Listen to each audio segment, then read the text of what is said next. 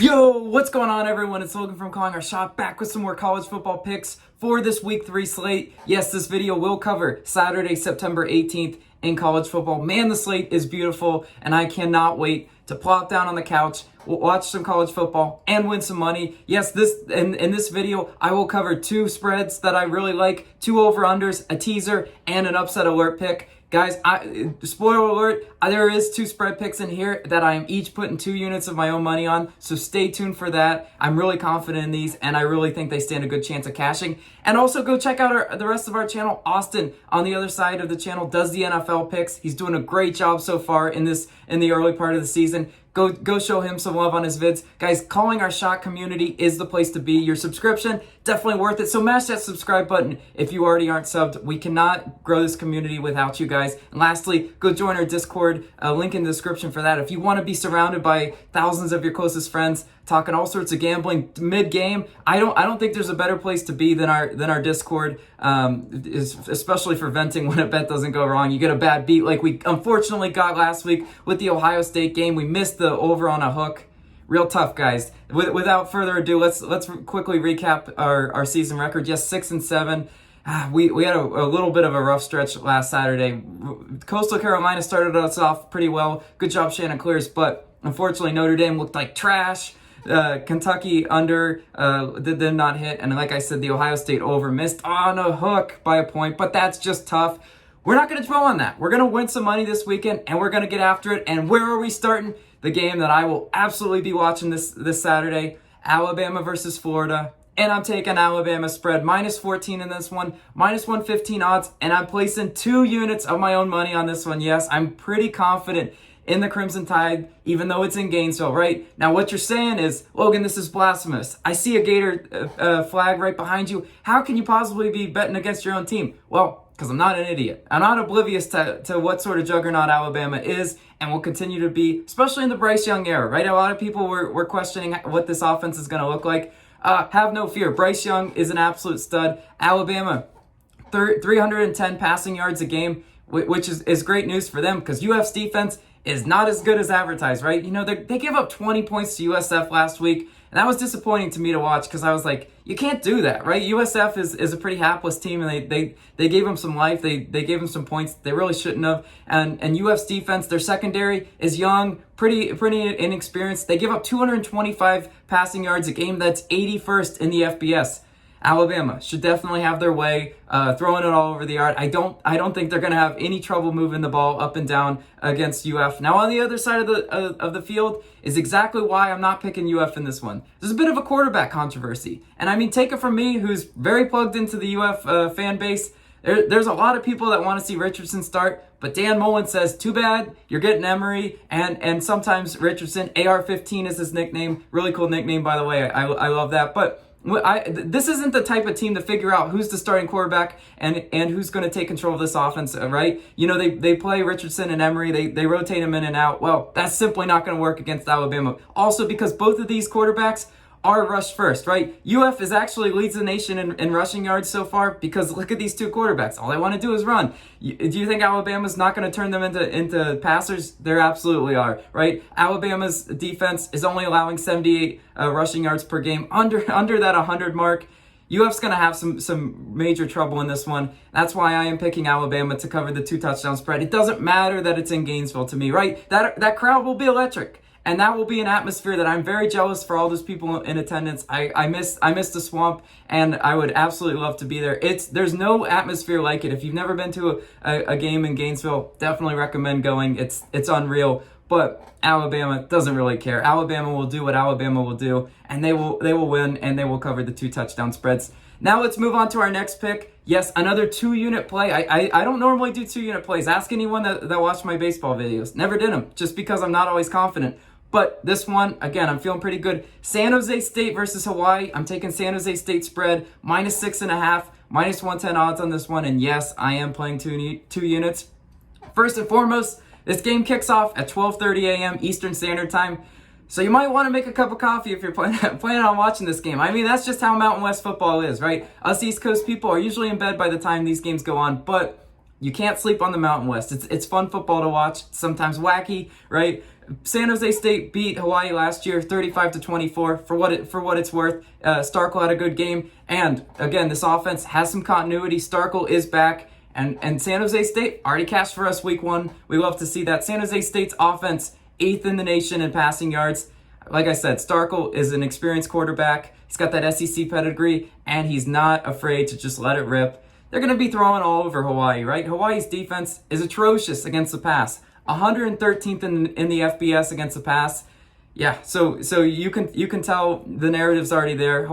San Jose State should have no trouble throwing all over Hawaii. And you know what? Their rushing defense, against the run for Hawaii, 102nd in the nation. Not much better than their pass defense. If you remember week 1, where I foolishly picked Hawaii's spread, they got absolutely rolled over by UCLA. I expect San Jose State to easily be able to cover the 1 touchdown spread in this one. Like I said, Hawaii's offense, not even that great, right? 97 in rushing yards, 23rd in passing, because they're always playing from behind, right? Yeah, that's pretty much how the Rainbow Warriors operate. San Jose State, I already talked about it. They won week 1, but they did end up losing to USC, so they are 1-1 against the spread. But Hawaii, much worse, right? Hawaii 0-3 against the spread, and they lost big to UCLA and barely beat Portland State. I'm not sold on Hawaii one bit. I don't think they have the offensive firepower or even the defensive ability to stop San Jose State. I think San Jose State moves the ball all up and down on Hawaii at will, and that's why I'm walking in the Spartans for 2 units. Spartans would never hurt me, so it's a no-brainer. Now let's move on to our next pick.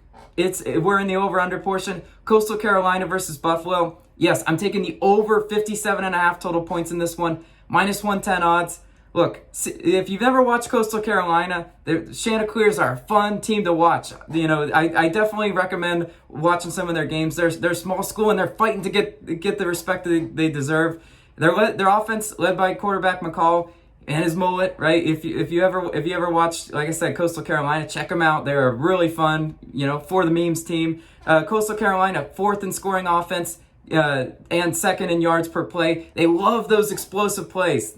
Like I said, led by McCall. McCall just chuck it all over the yard. That's how the Coastal Carolina offense works. Buffalo, not going to be able to really stop them. And the total has hit the over in 6 out of the last 7 games for Coastal Carolina. They're an offensive juggernaut. They kind of remind me of that UCF, that type of Memphis style in the AAC that just constantly has those overs that are hitting in the 60s. I definitely think this one is poised for a high-scoring outlook. Look, Buffalo, 32nd in rushing yards. They're a pretty decent offense. They had a stinker versus Nebraska. No doubt about that one. I know some people got hurt by Buffalo's lack of offense in that game. But this Coastal Carolina, look, they gave up 22 to Kansas. That does not make me feel great one bit about their defense. And their defense is 108th against the run. I just told you, Buffalo definitely wants to run the ball. Hopefully not chew clock. Hopefully some short drives in there. But I definitely think they're capable of putting up some points. They put up 69 against Wagner. Nice. And I think they're poised to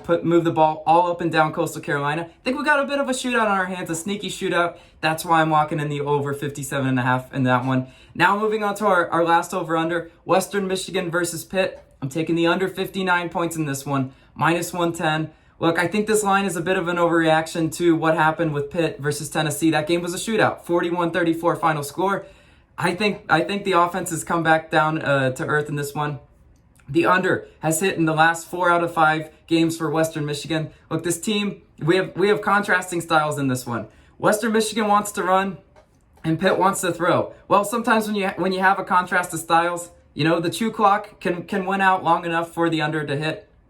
The over, as I said, look, Pitt has just been cashing the over at an insane rate, so I am taking a bit of a chance on this one. The line is high for a reason, but I believe in Western Michigan's ability to run the ball. Look, if you look at their season total, this should tell you everything you need to know. They're averaging 182 passing yards versus 180 rushing yards. Western Michigan wants to run the ball, and I think they're going to try to run the ball for as long as they're in this game versus Pitt. They're going to keep running. They're going to chew clock. They want to make this game ugly. Now Pitt, led by Pickett, they do want to air it out, so we're not going to front there. But Ellaby at quarterback for Western Michigan hasn't hit 200 yards passing all season in his 2 starts. So like I said, there's some evidence on here. I think Pitt's defense is going to stop LB from even be able to throw it. They're going to try to run it. That's what they want to do. Western Michigan is 107th in the nation in scoring offense. They're probably not gonna hit the over even close on Western Michigan's side. They're gonna need a lot of output from Pitt. Let's just say Pitt's not in a mood to throw it all over the yard. Then this definitely does hit the under. Western Michigan is also allowing the 7th fewest passing yards in the nation so far. Right, the season's early, so some of these stats are a little bit skewed, but we have a bit of a defensive battle on this one. I think it's going to be sneaky, low-scoring game compared to what Pitt's been doing recently, and that's why I'm rolling with the under in that one. Now, moving on to our upset alert portion. Yes, last week we got really close to cashing that upset alert pick. This week, there's a common trend here. Michigan State versus Miami. I'm thinking Michigan State has a really good shot at that plus 198 odds to pull the upset in this one. Yes, I picked Appalachian State as my upset pick last week, and they were so close to beat Miami. Miami had to squeak out that win, make anyone that bet Miami sweat all game long. But Miami, your time has come. No, not so much. I think Michigan State, I think Sparty has a really good shot to pull this one out. Kenneth Walker for Michigan State, and that offense is absolutely killer on the ground. 300 rushing yards per game. And Peyton Thorne, 250 passing yards per game. I don't think Miami's defense has what it takes to necessarily shut down Michigan State. Miami's secondary, terrible, right? Terrible against the pass. 111th in the nation so far on the season against the pass. Against the run, they're a little bit better, right? 72nd against in allowing rushing yards. But like I said, guys, I think Michigan State will be able to easily throw and run as they please. Miami's offense, nothing to get excited about one bit, right? 112th in scoring offense, 96th in passing yards, and 94th in rushing yards. How does any of that make you confidently bet the U in this one? I don't necessarily believe in De'Aaron King. Like I said last week, just something about him, right? His 2 games this year, 179 yards and 200 yards passing in his last 2. I mean, that's just not a quarterback that I can necessarily hang my hat on and feel good. Now, they're gonna rely on Harris, right? He put up a stinker against Alabama. I mean, Alabama's a good team, right? 37 rushing yards, and 91 versus Appalachian State. So Miami's gonna try to definitely get him going. They don't want to rely on De'Aaron King to have to win in this game. And this offense, they don't do quick scoring, right? 111th in yards per play. This Miami offense, there's just something early on in the season that doesn't quite necessarily inspire confidence in me. And I think at that plus 198 odds, Michigan State Sparties will have a good chance at cashing the underdog in this one. Like I said, maybe just throw some money on this one and let it ride for a little bit of an upset pick. That's what makes college football so great. Now let's get into the last part of the program. I always like to make a little teaser. You know what? Plus 130. Maybe you sprinkle a little money on the teaser as well. This is an 8.5 point teaser as you see on the screen, right? We've got Clemson minus 20 versus Georgia Tech. Look, guys, Georgia Tech is not in any position to compete with Clemson. Clemson playing in that ACC standing for All Cupcake Conference. I definitely think Clemson will take care of Georgia Tech with ease in that one. Alabama minus 6 versus Florida. Yes, you already heard my reasoning for Alabama in this one. And if they don't miraculously cover the 14, they will at least cover the 6. I will lock in the Crimson Tide to do that for us. And Oklahoma minus 14 versus Nebraska. Look, Scott Frost, I'm not betting $1 on Nebraska to do anything. I think Scott Frost is definitely one of those coaches that you like to fade, and you will be more profitable than not. And Oklahoma, right, led by Spencer Rattler, that's a really good offense. Sometimes sneaky good defense, right? They got to play a little bit of defense to cover that minus 14, but I definitely think they will. And at that plus 130 value, I like it for the teaser odds. So I'm going to go ahead and lock in that 8.5 point teaser. Now let's do a quick recap of our picks one last time for you guys. I got Alabama spread, San Jose State spread. I got the over in the Coastal Carolina versus Buffalo game. I have the under in Western Michigan versus Pitt. And upset alert, I have Michigan State versus Miami and the teaser if you do so choose to play that. Thank you guys so much. You guys are the absolute best community. Let's win some money on this great college football slate. As always, let me know your favorite plays of the day down below. I love to hear what you guys are playing. Maybe I'll tail some of your own bets. That's what makes this community great. Also, lastly, go check out Austin's video in preparation for Sunday's slate of games. You definitely want to watch all of his research on the NFL slate. This has been Logan. I'll catch you guys in the next video. See ya.